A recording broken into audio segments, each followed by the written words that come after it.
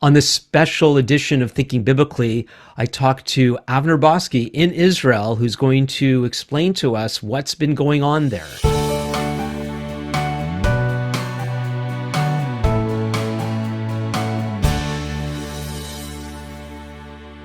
Welcome to this special edition of Thinking Biblically. My name is Alan Gilman. Thinking Biblically is a podcast dedicated to exploring how all of Scripture speaks to all of life.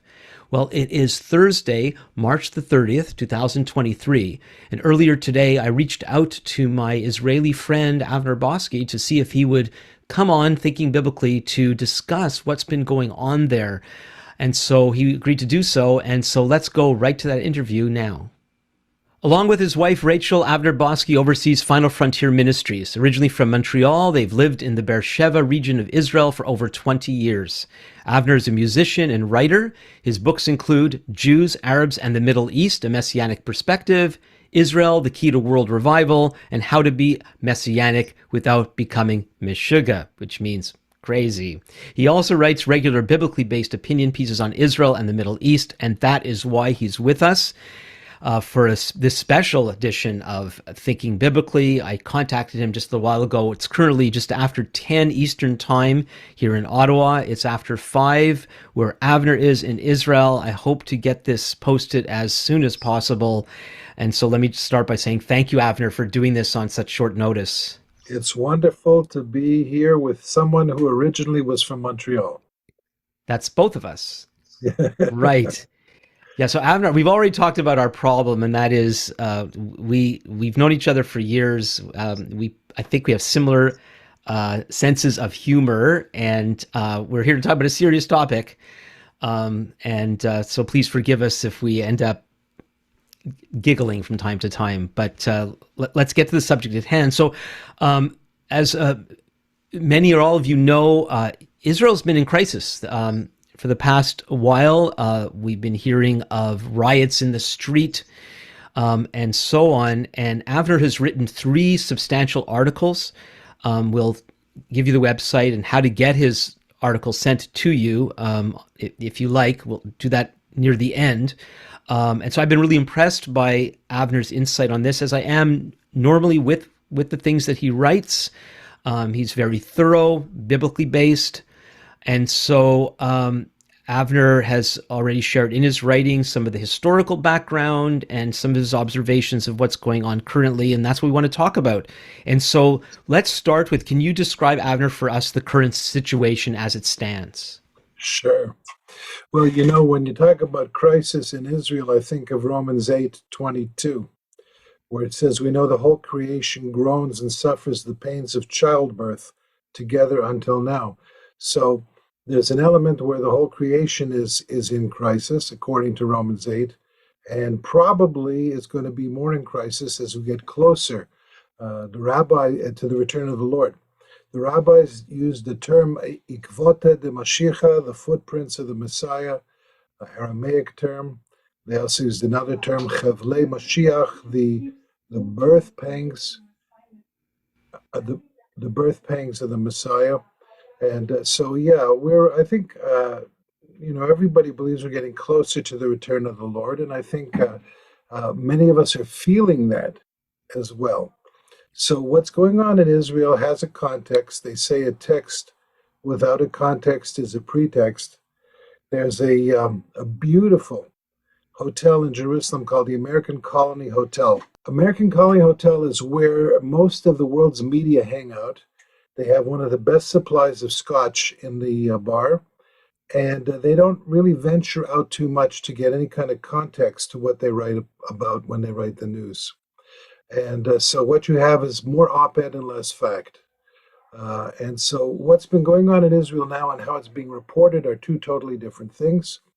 And I wouldn't say it's just the world media. I would say, for the most part, Israeli media as well.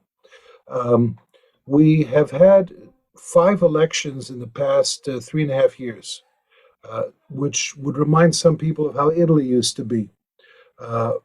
With communism, they say 1 man, 1 vote, 1 time, which is a much simpler procedure. But in Israel, we have 2 Jews, 3 opinions. So we've had many different elections. And there's a long history why right now we're kind of in a what would be the English word, a kind of a quandary politically. Uh, the founding fathers of Israel were tended to be socialist. The concept of one new man, but of course that would be one new socialist man. The concept of all the things that Prime Minister Thatcher tried to take down when she became Prime Minister of England. In other words, labor union control of the country. And that was connected to the Labor Party. And so the Labor Party with ben-gurion was kind of in charge for many, many years until something happened called the Yom Kippur War, 1973. And at that time, there was a recognition that something was rotten in the state of Denmark or in Israel. And by 1977, the next real elections, the Labor Party lost for the first time in history, 48 to 77. And the Likud party came in, which would be Menachem Begin. And at that point, there was the breakup of nationalized industries.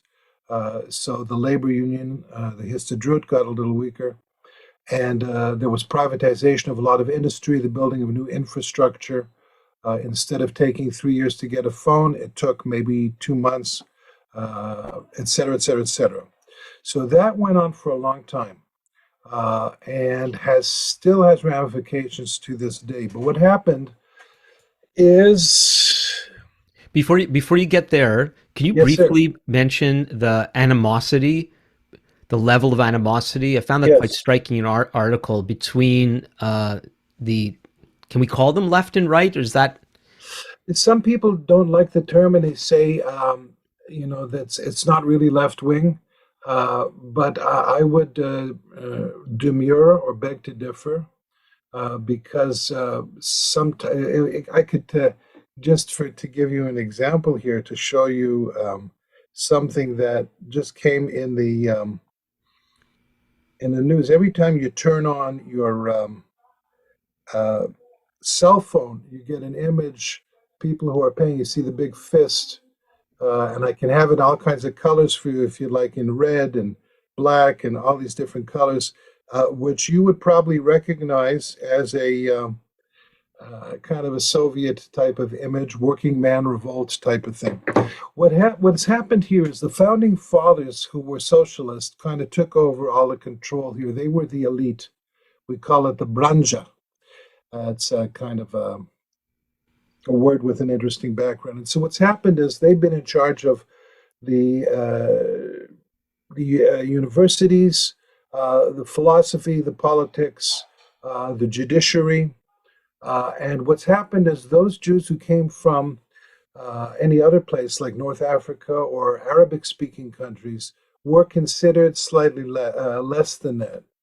So in the early 70s, you had what we had in Israel, the Black Panthers, who no connection to Eldridge Cleaver, but they kind of said, hey, we're getting not our fair share of the pie, and we haven't been, and doesn't look like we are.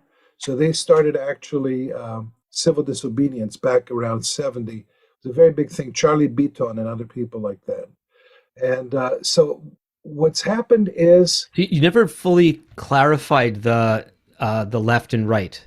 I'm just about to do that. Okay, So okay. the Jews who come from North Africa or from the Mediterranean or from Arabic countries are called either Sephardim or Mizrahim, Oriental Jews. Both terms are a little bit inaccurate, but they suffice to work. These people tend to be more traditional. They tend to be more religious. They tend to be more conservative. The Jews from Eastern Europe and even Central Europe are the Ashkenazim, so-called, wrong name based on Genesis 10. That means something different, but that doesn't matter. They tend to be more leftist, more like um, woke, more socialist, if I can use those terms. I guess they're American terms. I don't know if they've made it up to Canada. So you have a kind of a prejudice against those Jews who are not Ashkenazi. It exists. People sneer. I have a cousin whose mother came over here on the Exodus, and he posts sneers about the Sephardim and the Mizrahim all the time. So yeah, it's a reality, and there's some bitterness there. You can maybe draw parallels to some of the chip on the shoulder of some different ethnic trends in America. So you have that going on here, and when the sometimes it can get kind of hard. Sometimes it can be, Jews like to argue. After, a few minutes, we can get very, very calm. But some of these socioeconomic things aren't going away so easily. And when you combine politics, which likes to exacerbate or puff these things up, it's a good electoral tool on both sides. So um, some of the top economists in the world uh, have a view about what's going on in Israel in terms of which way things are going, and they're very positive about what the Likud is trying to do. But those who are more on the uh, left of center side are negative because there's also vested interests going on there too. So in this fighting here and within Israel, the different political parties use very, very hard terms. It's much more like street fighting in terms of terms that go on here as well. And that could apply to which soccer team you go for. It could apply for which political party you go for. And uh, as a matter of fact, Passover is coming up right now, and there's a whole thing in Passover. It's the most tense time of the year every year in Israel because all the family gets together. So, what are the things you can't talk about? Well, politics and religion. And what are you talking about the entire Passover? Politics and religion.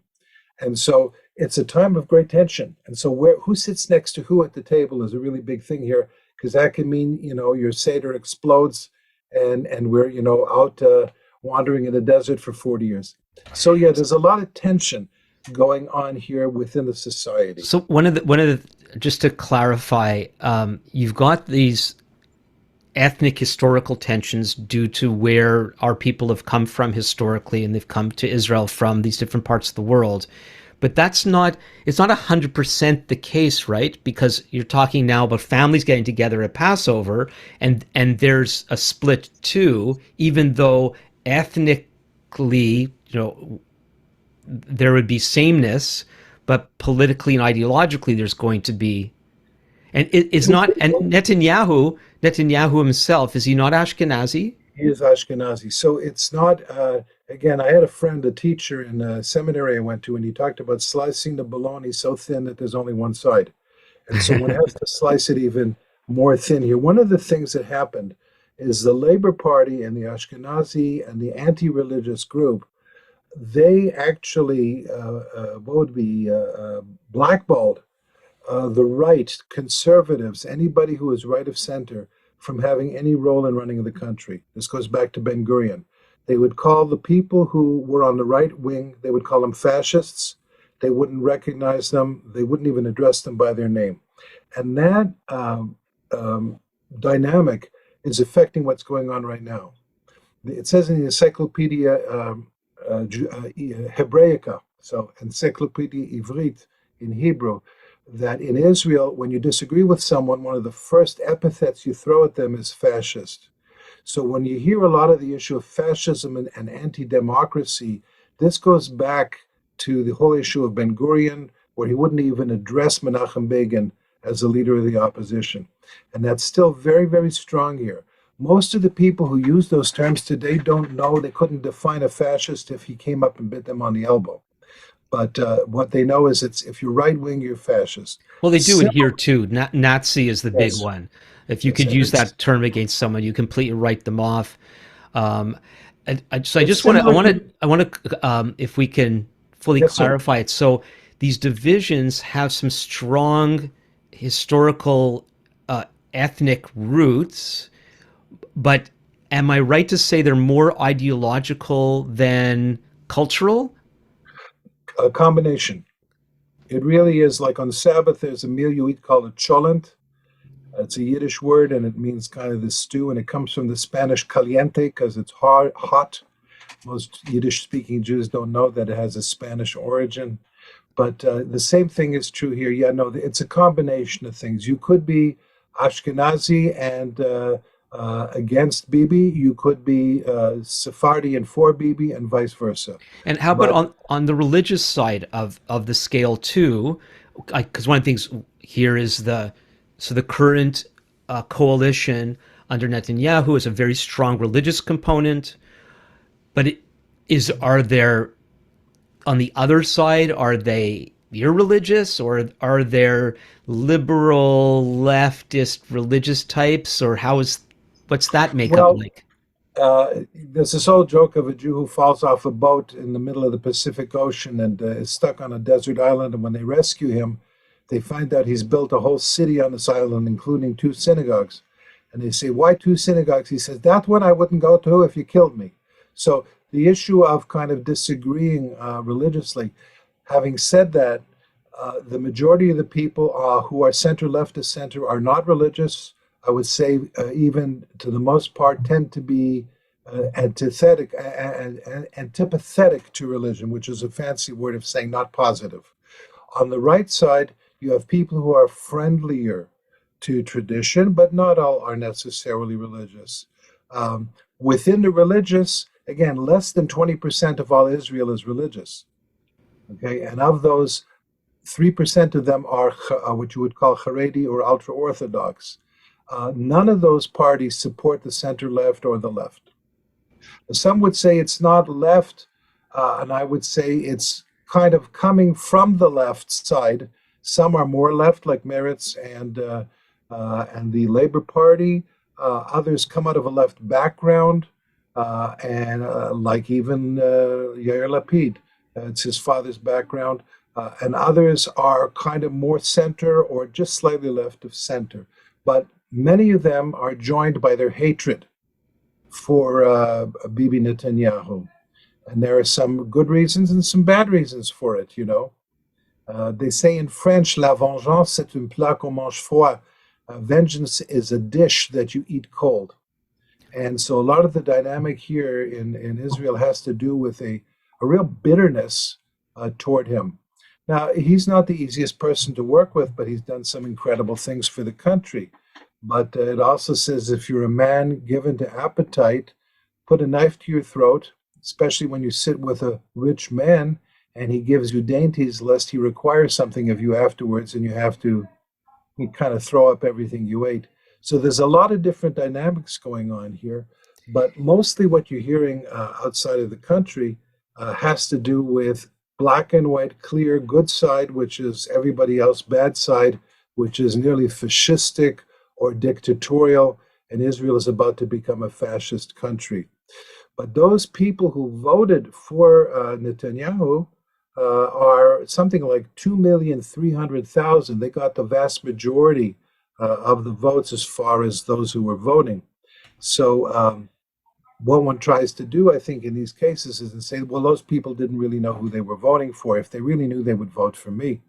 And Well, so in that's Israel, part. but Netanyahu in particular. This is this his third coming, his second coming? I Which think it's coming? his third or fourth time, but he's been, I think, a prime minister longer than anyone, including Ben-Gurion, So right they know now. the Israelis know what they're getting or what they don't want. And what They I'm do. still hearing, and first of all, this black and white approach to what's going on is the same here in North America as it is in Israel, and it's so difficult. On one hand, I don't blame journalists because what are they going to do? Are they going to have conversations like this and talk about all the complications? Maybe they should, so people would understand it better. Because simplistic is not necessarily a representation of truth. And It imagine if Israel started commenting on the inner workings of Canadian politics and what they think that Canada needs to do in order to get Israel's favor.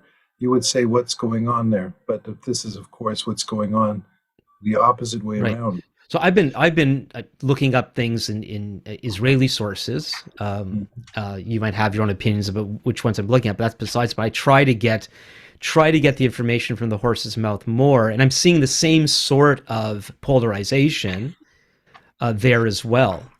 Mostly what you hear in the Israeli media, I would say a good 80 to 90% is one sided.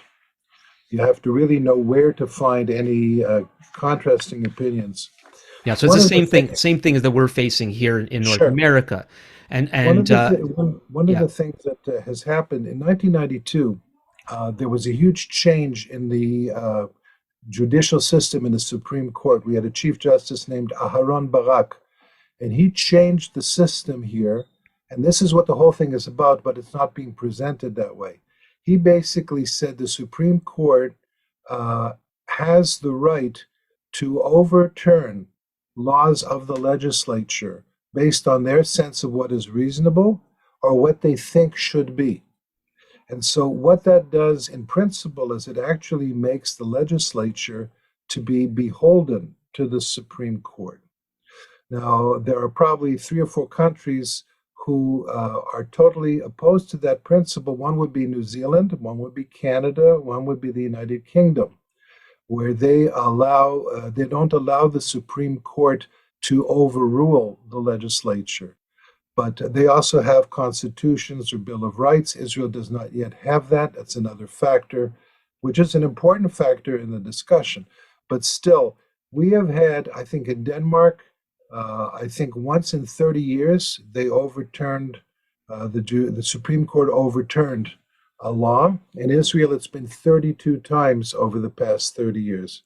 So there are in those. my understanding, Canada is probably more like that than maybe the United States is. I read some things on Britain, like the way you described it seemed to be correct, but because of our own constitutional thing that's happened since the 1980s, courts have ruled against particular laws, and they'll say things like they'll charge Parliament to come up with new legislation, but Right. a lot of things end up going to the Supreme Court, and they determine what is good and right and bad, Right. as opposed to our legislature. And these are unelected people. So in the States, there was somebody named Oliver Wendell Holmes and his view of Constitution, and he talked about constitutional, how they should be interpreted, or was it the constitutional intent? And there's a huge debate in America on that issue. But I don't think people would come to America and say, whichever way you're doing it, you're going to become a fascist country. Uh, and so it's a little bit not equitable for people to talk about it that way. But there are forces and names in Israel who are pushing for the world to take that position. And that is unfortunate, but that's where we are. So the people who are, as I would say, center left or left, are pushing for that position that the world should help to force Israel to overturn the results of the most recent election and to, in any way, moderate the power of the Supreme Court. And they're presenting that as a putsch and as a fascist takeover. So one of the things I've been thinking, and you're alluding to it, as to what is really going on here, is you have a government that about half the population hates, and they see the Supreme Court as their allies, and they're concerned that under Netanyahu and his this law that's going to bring reform to the Supreme Court, it will undermine the perceived leftist power of the Supreme Court. Yeah, why don't we use the term Western tendencies? Okay, so they Now, the thing see about this is that Bibi has been, which is his acronym Bibi, he's been prime minister for longer than any other prime minister in Israel. It hasn't happened. What's happening now is what hasn't happened. it hasn't happened that it's been Israel's turned into a fascist country. Okay, but there are certain approaches to culture and law and society that they're concerned that under Bibi's charge there'll be directions, and we've heard some of the religious laws that are being proposed, and the people who don't agree think that the Supreme Court would rule in their favor.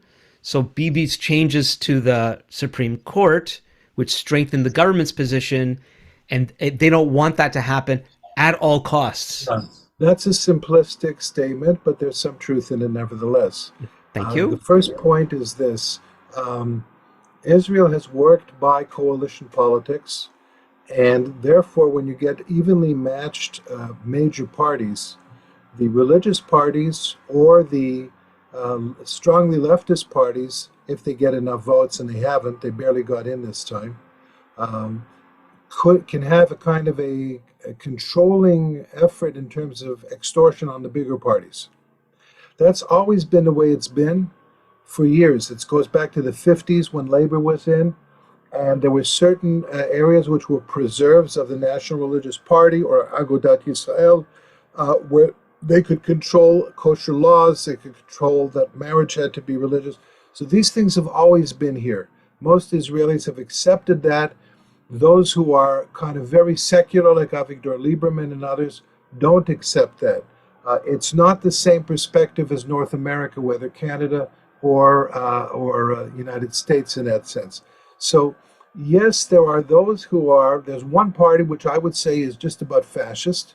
They hate Messianic Jews, and they're a small percentage, but they're making a lot of noise. And if they had the ability to, they would forbid a lot of things. Women coming to the Western Wall without proper dress, certainly women leading prayer, the existence of evangelical Christians, Messianic Jews, etc. This is some of the history, not necessarily of this party, but of some of the members of the party before the party was formed and even today. So, yes. Now, at the same time, most Israelis have, who are secular, even religious, have a live and let live policy. So, there has been some pressure, and one of the reasons this is happening is Bibi, as a leader, is a really strong guy, and he's very concerned about ambition in his followers, and he's crushed the possibility of new leadership. And so he's a bit perhaps dictatorial in his style of leadership. And so these people have gone off, they're rightists or center rightists, and formed their own parties. And that means now that they're not going to work with him under any circumstances. So who's there to work with? It's a small swimming pool. So they're working with the center left and left. Except they won't work necessarily with the Arabs who are interested in destroying the Jewish nature of the state. So you've got a kind of a zero-sum game going on in Israeli politics. And so if he wants a strong coalition, he needs to turn to people who are going to work with him. The left won't work with him. The center left of those who do not like him will not work with him. So that leaves the religious mostly. And so that's the situation right now. And that's unfortunate. That's the way it is. But again, when this party, which I would consider fascist, said we're going to do this and that, they were told by the government, no, you're not going to do this and that. But here's a SOP, we'll allow you to do this. Now, many American or Canadian Jews coming to Israel would say, well, why can't we have the same freedom of religion for Judaism in Israel that we have in Canada or America? That's a good question. But that's the way it's been under Labor, not just under Netanyahu. So part of the question is it's far more subtle and it takes far more time to really unpack that properly, but it's not black and white. It's, as the Monkees had in a song years ago, only shades of gray. So this is kind of where we are. I'm amazed to see that for the most part, the reporting, which goes around the world right now, including declarations from the American State Department. I haven't picked up on what Canada's saying about it yet, but the statements are nearly word for word the perspective of the center left, center and left in Israel, and basically nearly nothing supporting the other side of the aisle. So, on one hand, Israel has, in many ways, even though the debate has always been uh, very, very colorful, dramatic, hopefully overstated, uh, Israeli society, for the most part, has learned how to get along despite all Yes, these divisions. for the most part, that's Right. true. Historically, the rhetoric has been very harsh, but it hasn't been till now, it seems, and I know some of it might be the perspective we're giving, but did not the major labor union of the country basically shut the country down on Monday Back in the 70s, the labor unions shut things down whenever they disagreed with the government.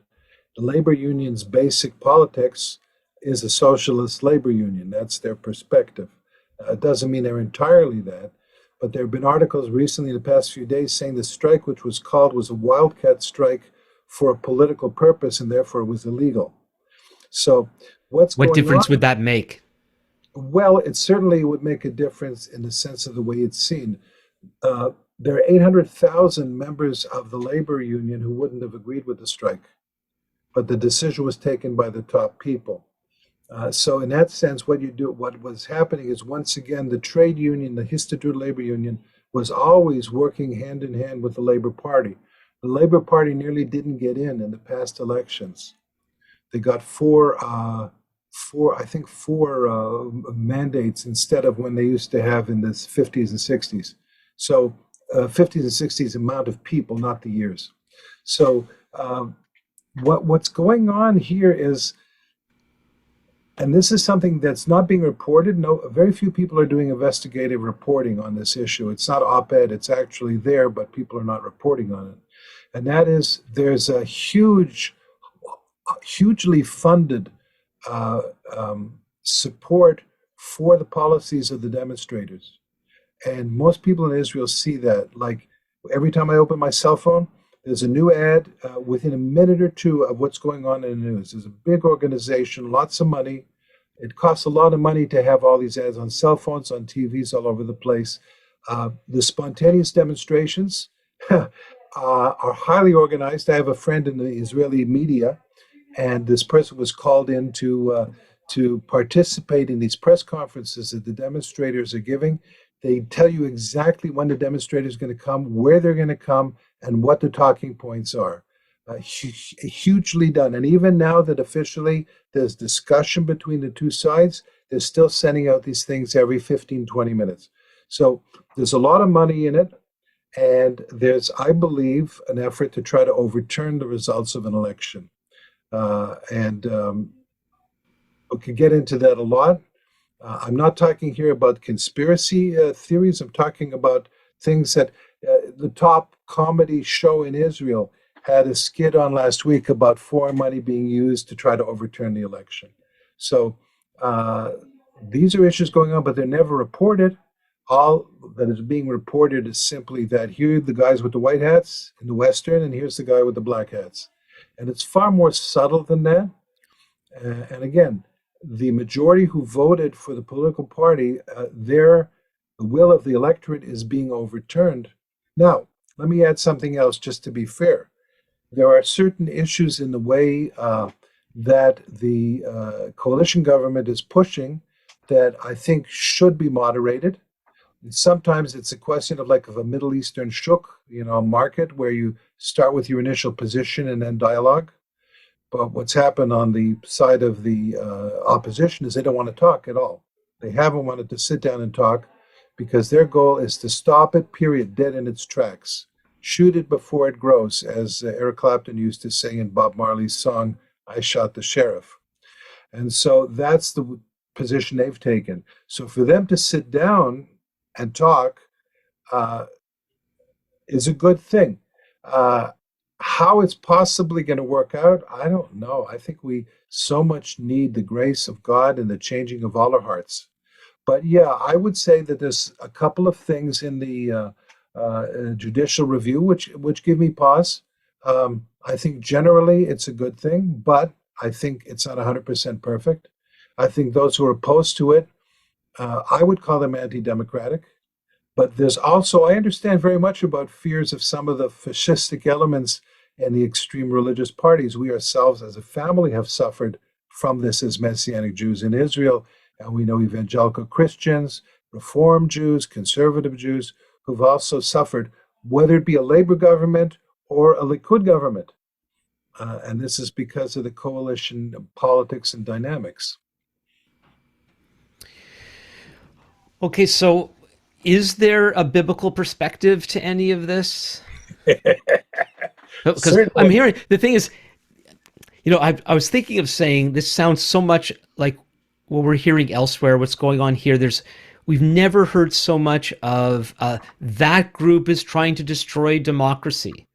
That's the latest thing that's being thrown at the other side, and so uh, Netanyahu is destroying democracy by how he's trying to change the Supreme Court, and then it looks like the protesters, taking to the people taking to the streets, they're destroying democracy because they're not using the political process in order to further their goals.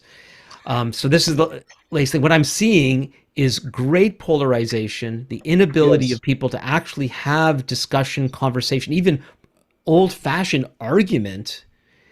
And And I think that's deliberate, Ellen. I think those who want to overturn the results of the election and who want to crush the power of the Likud do not really want a dialogue. Like in the second newsletter of the three here, I hear some people who are saying, "Hey, this what's trying to be done in Israel is not a bad thing." Amnon Rubinstein, one of the chief legal scholars in Israel, former president of the Supreme Court Moshe Landau, the head of comparative civil law and jurisprudence at Tel Aviv University, professor of law at Hebrew University, a judge of the United States Courts of Appeal for the Seventh Circuit, Robert Bork, professor of Yale Law School, um, et cetera, et cetera, et cetera. There's a lot of Neumann, the Nobel Prize winner in economics. All these people are saying, no, this is a good thing. So when so, he sorry, was which is the good thing? that what the Likud is trying to do is a good thing. Oh, in reforming the Supreme Court. Yes. Okay. And so the people who are saying, no, this is a bad thing, there's also many voices, but it's not an open and shut thing. And when you tell the world, put a boycott on Israel, and you're an Israeli politician, and you say, boycott the present government because I don't like their stand, that's a pretty heavy thing to do. And if people did that in another country, it could be called treason. Yeah, yeah. Yeah. And so the issue of hearing only one side, and that's what's mouthed and repeated incessantly on the mainstream media, people need to do more work. Yeah, well, it's the same thing that we're hearing. I don't know how widespread it is, but people in the military taking sides on issues like this. The military's Yeah. normally not How supposed to many do that. people? How many people? Again, let's say 5 pilots or 20 pilots do it. Uh, there was just an article today where one of the top pilots says, how can pilots do such a thing? It's terrible. So when, newspapers sell when there's blood. And we need to get used to the fact that it doesn't matter if it's questions of medical ethics or whether it's questions of world politics. The media is not our friend. The media is not giving a public service. The media is a propagandistic tool, always has been. And if one wants to get facts, you need to dig a lot more deeply. And those who just drink from the poisoned well of media are going to have a stomach ache in the end. Doesn't matter what position.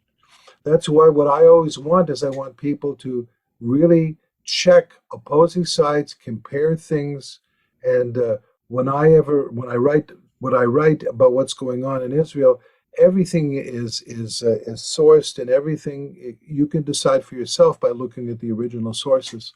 But you don't get those things in the media, not at all about Canada, not about maple syrup, not about hot dogs, what's in them.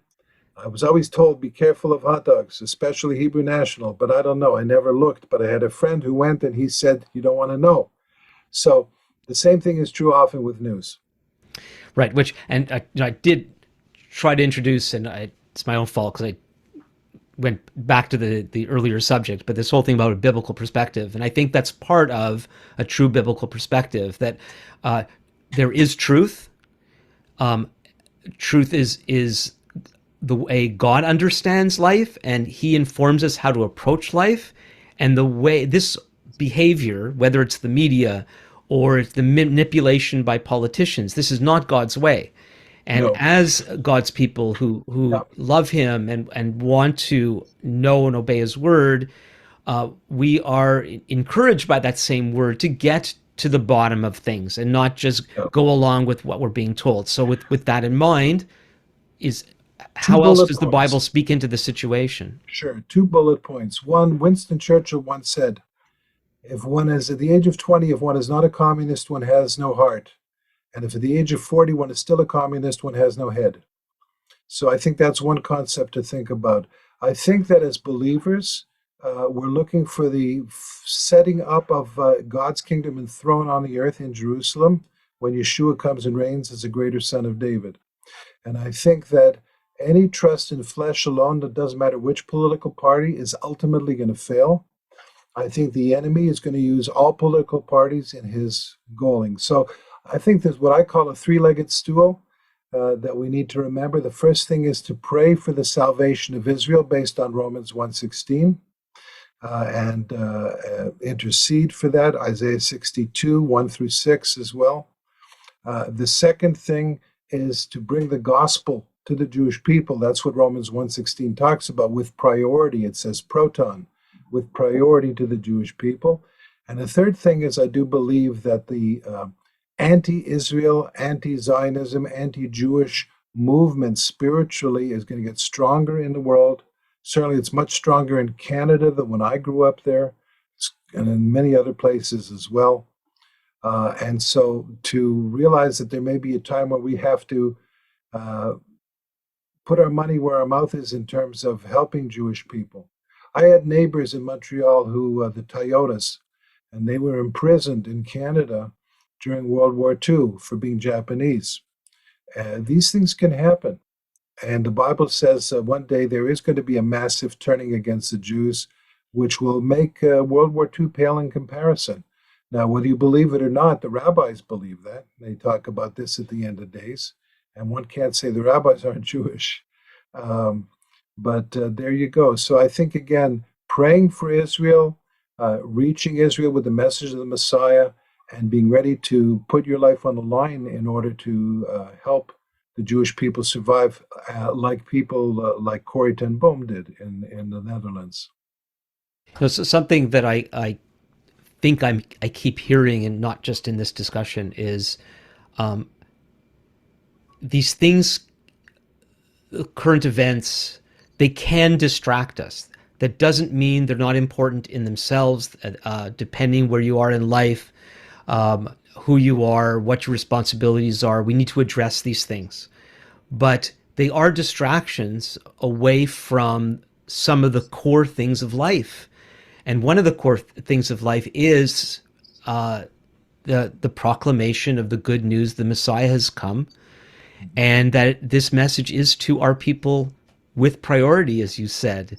Yep. And many Yeah, of I our would also. non-Jewish brothers and sisters are probably more interested in the happenings of Israel and what that might mean for the end times, and just talk about that, and aren't carrying a burden for our people and for their Jewish neighbors, and bringing Yeshua to our people, because Yeshua is the answer. 100%. One of the things, though, and I have to think about this. My mother was a teacher of history. I took history, degree in Jewish history. I have two sons who've taken degrees in Jewish history. So this is a history family. If you go back to the 30s and 40s, there was a group in Germany called the White Rose Group, students, anti-Hitler resistance. If someone said to them at that point in that situation, this is a distraction of what you're doing against Hitler, I would say no. They were very courageous. They were like the Maccabees. So there's a time to be a Maccabee, dare to be a Maccabee. But there's also, one has to keep the ultimate kingdom in mind as well. So in Yiddish, we say, "Me ken nicht tanzen auf zwei chasanis mit ein tuchis." You can't dance at two weddings with one tuchis, with one behind. But sometimes we have to dance at more than one wedding. So it's like Yeshua said, the kingdom of God is here, and yet he said the kingdom of God is coming. Which one is true? Yes, they're both true. So there are times for social action, and there are those who marry the spirit of the age on either side, left or right. I had a teacher at McGill University, Gershon Hundert, and he liked to quote Salo Baron from Columbia University, who said, "He who marries the spirit of the age will soon find himself a widower." And so we have to keep that, as you're saying, the spiritual goal of things as well. And basically, it doesn't matter whether you're left or right in that sense. If your heart isn't attuned and submissive to God, we're all in deep yogurt. Yeah, I want to clarify what I said about the distraction. And I wish more people, if they're concerned about what's going on the ground, maybe they should go there and get involved.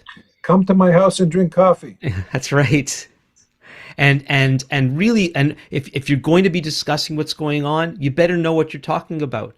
And doing it from North America or any other place far away from Israel, as we know, and I've talked about this a lot, even here in Ottawa, something, if you don't actually see what happened and you just get it from the news, it gets so skewed.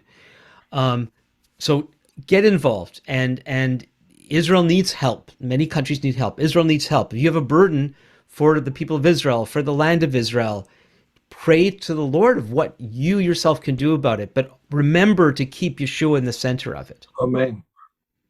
Amen. Anything else you want to add before we go? I would like to say that I would very much want for all Jewish people to dance the hora and to eat chopped liver. My kids don't like chopped liver, so I've given up on some hopes. But yeah, thank you for the time. Thank you that there's an opportunity to get people to think more deeply and hopefully pray more deeply and proactively bring the kingdom forward, both for the Jewish people and the rest of the world. It's a pleasure to be with you. Yeah, and Pesach, Passover is in a few days, and what a time to remember uh, who God is, what He's done for our people, the how this wonderful festival speaks of the even greater exodus that we could experience in the Messiah Yeshua. Amen. And may His blessing be with you and your family during this Pesach time. Amen. One last thing to remember. What kind of cheese do you use on the Passover table? None? Mozzarella. Oh, Avner. I almost forgot. How can people get in touch with you? How can they get your writing, your newsletter? What's the best way to do that? Very easy. You just go on the web to davidstent.org. David's Tent, no apostrophes, no capitals, no spaces, .org. And then you can see all the newsletters there. And if you want to sign up for them, there's various music materials and books and stuff. You can be in touch with us that way as well. davidstent.org. Yes, and when you get to Avner's website, you have to go to the top left. There's this little tiny word that says newsletter, and that's what you click on where you can sign up for it. So if he changes that, of course, this doesn't count, but that's where it is right now. And I highly recommend his writings. They are so thorough. He provides many links to the sources that he refers to. It often gets into the background and history of things. I don't know of any other newsletter recommend like Avner's, especially with some of these issues. So All the you'll want links to are do that. kosher. I beg your pardon? All the links are kosher. Yeah, they've all been certified by Avner. And so, Avner, thank you so much for doing this with me last minute like this, and looking forward to the next time. God bless you. Peace on Canada from sea to shining sea. Merci beaucoup. Well, if you found that helpful, please remember to share this with others. Also, feel free to comment and give it the thumbs up. If you haven't yet subscribed to my YouTube channel, please do so. Also, you can contact Avner at davidstent.org. The link will be in the description. And if you want to contact me directly, you may do so at comments@thinkingbiblically.org. And so until next time, this is Alan Gilman with Thinking Biblically.